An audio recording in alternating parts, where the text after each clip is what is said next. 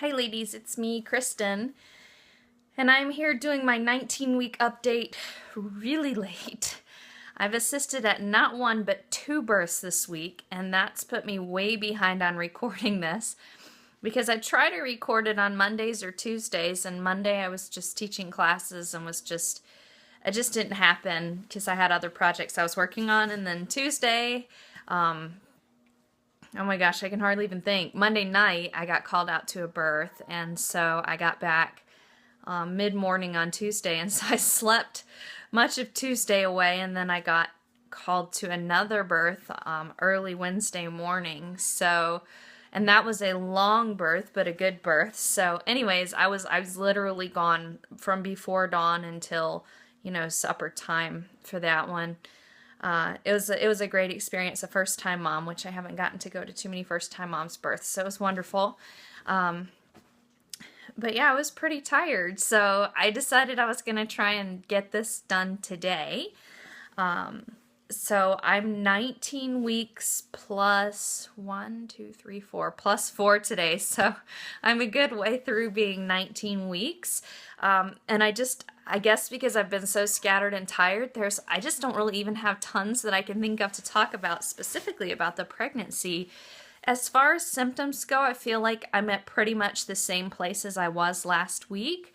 I'm not really having any nausea anymore, which is wonderful. When I got called out for the birth on Monday night, I get called in the middle of the night, which is something that had caused me problems earlier in the pregnancy. I had like that wave of nausea hit right after I got up and was getting ready to go, but it was gone, I think, even by the time I got in the car, whereas previously it took a long time for that to pass, and I haven't had to use the relief band in weeks now. I've still got it in my birth bag, the bag that I take when I'm on the birth team, but just in case, but I haven't had to use it. In fact, yesterday, the mom birthed in her bed, not even in the tub, and I was on cleanup duty while the baby's head was coming out, just cleaning up any bowel movement or anything that came out too. And I handled that pretty well. The benefit to that job is that you get a really good view of the baby being born, which I think is a lot of fun, being a student midwife. So, and I also think it's a good way to show women that, that you're willing to serve them through thick and thin, which I think is important for us to do for other women. Anyways, so I just don't really think that the nausea is a problem at all. Today I was getting a roast going. It was a bone-in roast, and I was like trying to navigate it down into my Instant Pot, and that was just, I don't know, I guess it was the meat and the bone and everything. That made my tummy a little queasy for a moment, but it passed really quickly. So again, I think most of that's gone. I'm definitely feeling hungrier now, which makes me really happy because for a while I didn't feel hungry, and now I definitely do. We're getting up earlier on a pretty consistent basis too, which makes me feel good. It's made it a little bit easier to make sure I get in all my snacks. I'm feeling particularly uninspired with snacks right now, so I need to go back and look at some of my snack lists because there's been like a lot of cheese or trail mix or peanut butter, and it's just I want to diversify a little bit. I don't feel like I've been doing really well with doing leafy greens. I got a perpetual salad recipe idea from my friend Anne Marie over at Cheese Slave. That's her blog, and I can post the link to that in the notes for this video. That works really well. So you just put together, like, you take a big tub or a big glass container or whatever you want to do it in. Like a half-gallon mason jar would probably work really well too, actually. But you just put bunches of pretty stay-fresh ingredients in there, like diced peppers, sweet peppers, not spicy ones, diced olives, cherry tomatoes, artichoke heart was another one that I put in there, diced cucumber. I like the artichoke heart because I got jarred artichoke hearts, which has the the olive or the oil or olive oil or whatever it is that they're preserved in, and you mix that all together, and then throughout the week all you have to do is chop your lettuce that you want and then put the toppings on it and put a salad dressing or whatever on there. That was really helping me. My last couple of weeks have been so hectic I haven't gotten it done.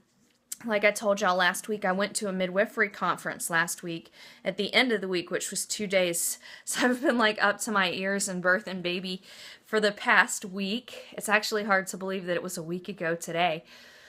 But yeah, so I haven't had time to do the salad. But when I do that, I did it consistently for like 3 weeks, and it made it much easier just to add a little side salad on with lunch and with dinner, or even a side salad with some meat or something like chicken strips or something for a meal, making it a little more substantial. Like usually to make a substantial salad, I add like cottage cheese and some meat like chicken strips or turkey or something like that. I'm not a huge fan of turkey, but I don't mind it so much if it's deli sliced turkey, and I can eat that on a salad or in a sandwich or something.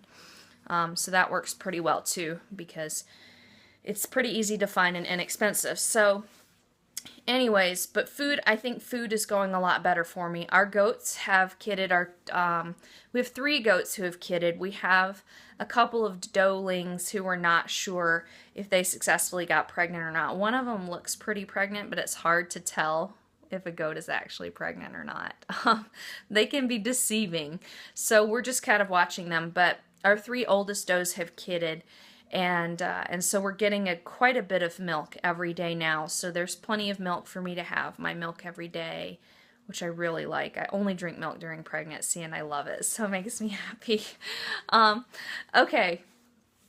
Otherwise, I feel pretty good. I feel pretty energetic, I would say.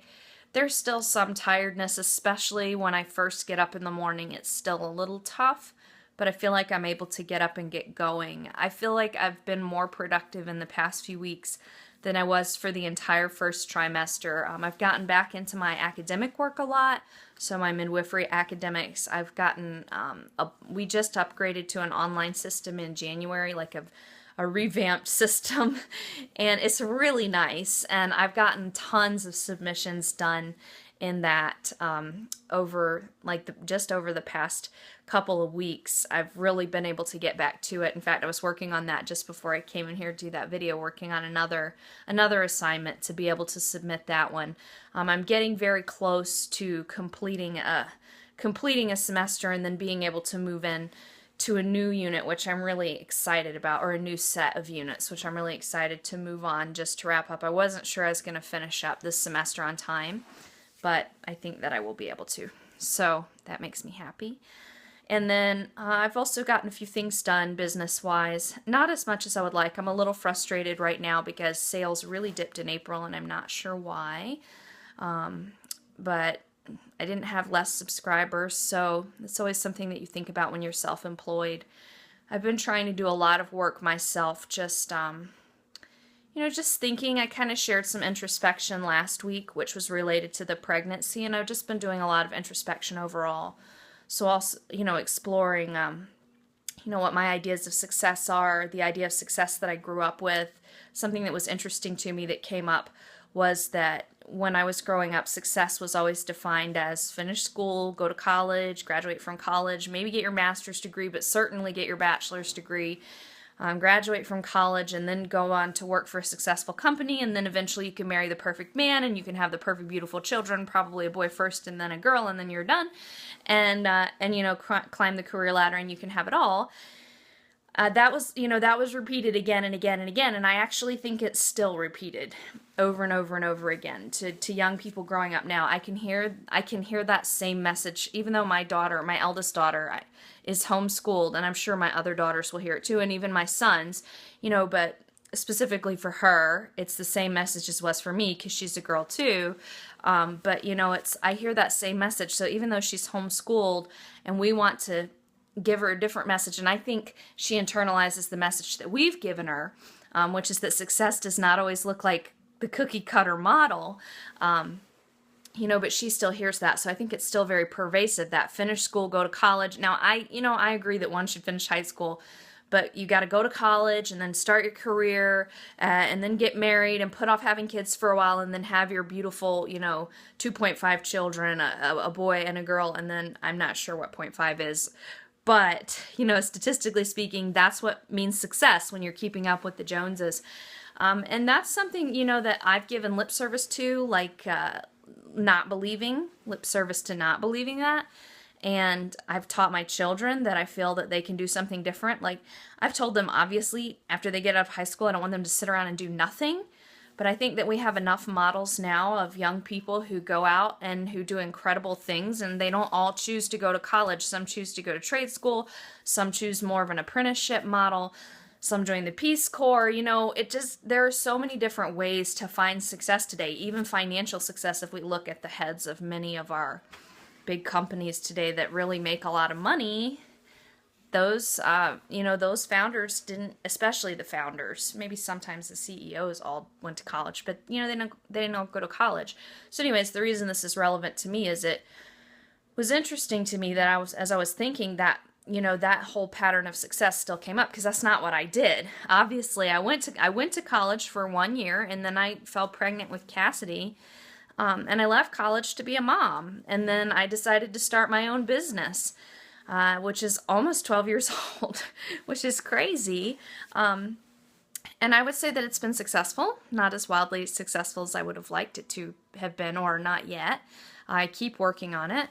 But, it was interesting to me that when I feel like when I look at my life that I've done a good job with it, that I have great kids, that I have a good solid business that's making a difference. I'm a student midwife, which I definitely feel makes a difference. All these things. And it's interesting to me that that would still come up, that maybe because I didn't do it the quote unquote right way, that's why I haven't, my business hasn't been quite as successful as I would like it to be. So those are the sorts of things that I've just been wrestling with, and just a lot of that kind of thinking, working on that in myself. Like, are there beliefs, even subconscious beliefs, that are holding me up? And this is something that I believe in the power of doing this, because it's worked for me with birth, which has been an experience that's been huge in my life. It's something that I wrestled with. What are my beliefs about birth in my first pregnancy, and in my second, and my third, and my fourth? It's actually why I created my book, Fearless Birth, because these anxieties and fears tend to come up, and you just have to wrestle them. Like I talked about last week, another thing that comes up for me is, what if there's something wrong with my baby? I think that comes up for pretty much every mom in every pregnancy. And I have to really wrestle with, what does that mean? What does wrong mean? What makes one person wrong and one person not? Obviously, a physical defect is a physical defect, like a heart problem or something, but that doesn't make that kid lesser of a person. I think that actually most of us fear mental things going on with our children, or developmental delays, maybe more than a physical defect, unless it's a life-threatening physical defect. But what if my kid's not normal? And it's like, what does that mean? And how can we place value on the life of somebody just because they don't fit our definition of normal? And then it's like, even when you wrestle with that, you think, okay, well, I'm okay if my kid has problems, has developmental delays, has something like a chromosomal problem, but what if I don't have the energy for that? How could I possibly juggle that on top of everything else I'm doing? So it's like there are so many levels to this sort of thing. And I think pregnancy and birth, even during birth for some women, certainly for some things for me, are part, that's part of the work of pregnancy. And for me, just really looking at these things, even if I don't ultimately feel like I've completely banished it, I feel like I come to peace with it, and that I'm ready to take the next step, which is usually birth and meeting this baby. And for a lot of us, it's part of the birth process, especially with early babies. But even for me, I find myself thinking, I have to make sure that I'm ready, because my last few births have been quick. What if this birth's different? And my last few babies have come right around their due date. What if this baby's different? So there are all kinds of things to think about, and I've really found that process to be beneficial, and I feel ultimately empowering to me. So I think that it's worthwhile to do in other areas of life where you feel like maybe there's a block or a fear or an anxiety. So anyways, a little more introspection there this week. But otherwise, I think I'm doing well. The birth that I was at yesterday, it was a first-time mom's birth, so it was a long birth, but I spent a lot of time just kind of sitting with her, holding space, really, while she was trying to get some rest, because she had been up for a lot longer than me. And it, Between her contractions, I was just able to do some thinking and some more introspection on my own. So one of the things that I was thinking that I really want to do is be more present for my kids than I've been. So even as I feel like I've gotten back to being more productive, I want to really make sure that I'm taking time for them and just being with them. And I've also been thinking a lot about when this baby comes and how does that impact me being able to assist at births and things like that. So otherwise, I really think physically, I'm definitely to the point where I should probably be wearing maternity clothes all the time. They were picking at me at the birth on Tuesday night because I was wearing one of my normal birth shirts, which was, it was like, I kept having to pull it down so it wouldn't come over my belly, and so that was a fun birth because I was able to be there with both of my preceptors. Usually it's me and another student and one preceptor, but it just worked out that it was both preceptors. And so one of them's like, well, I have some extra shirts in my bag because she was pregnant not terribly long ago either, in larger sizes. So she gave me a few of those. And then when I got to the birth yesterday, this was the other preceptor, but I was wearing one of the larger shirts. And she said, oh, that's a nice shirt, Kristen. And so anyways, so that fits a bit better. And I've got I have a pair of backup scrubs that I bought from Walmart just to always keep in my bag just in case my favorite scrubs, which are nicer, or scrub pants. I wear like a birth t-shirt and then scrub pants to a birth. And I had to get out the backup ones because they're a little more generous and forgiving. It's crummy because I feel like they're baggy. They just don't have as cute of a fit or cut, which I know who cares when you're going to a birth, but I like to look nice. And one of the things that I think is if we transfer, I want to look professional too. But anyways, they work okay. I'm hoping that I can get by with them. I have 5 births before I take a leave from assisting at births. I'll continue to go to prenatals until closer to the baby's born, but I'll stop births at about 32 weeks. So I'm hoping that these pants will get me through the next 3 months and those births without having to buy maternity scrub pants.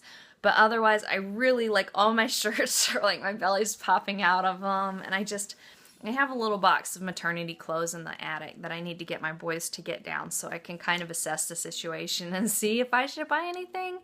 But definitely needing maternity clothes. Sometimes I feel like Scott and I have been watching Downton Abbey again, and on the couch at night, sometimes I feel like, there's too much pressure down, going down on my belly, and I have to lay to my side or something, stretch out. So those are things that are definitely starting to happen. An interesting thing is I've been thinking about my belly. I haven't been really good about doing the belly binding, I guess probably for 2.5 weeks since my dad got here. He's gone home now, sadly.